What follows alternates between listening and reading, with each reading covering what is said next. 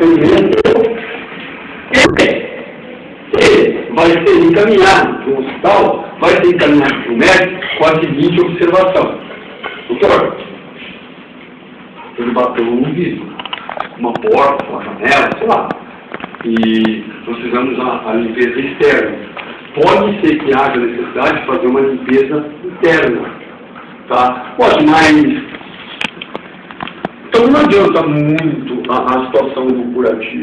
Gente, e se é na sua casa?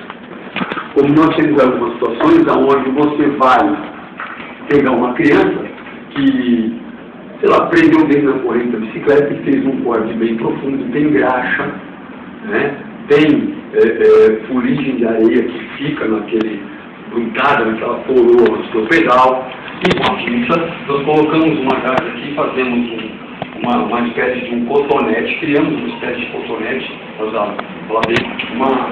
espaço semi-aberto para justamente você puxar e ter o acesso ao material lá dentro. Então pode ser que haja uma fissura aqui, e na verdade, gente, os tipos de embalagem que nós temos, deixa eu ver se eu consigo fazer aqui com o exterior.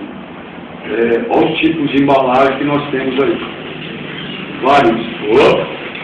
Rapaz, tô ligeiro. Bom, gente, os tipos de embalagem não importa. O que vocês vão ver nessas qualidades de esparadrapos? A única situação que vai assimilar um ao outro, tem uma palavra enorme escrita aqui que eu não consigo falar: impermeável, tá? Essa palavra diz que o esparadrapo é completamente forte para chuchu, beleza? Pode ser só para vocês terem um coisa.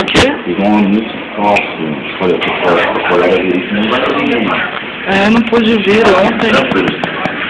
Bom, deveria. Eu não vejo Tive uma oportunidade, eu venho, é que não deu mesmo. Tinha a reunião dos meus filhos na escola. Agora, vamos lá. Eu preciso falar com o time em particular. Se você reunião na escola, eu vou. Não, você fica aqui.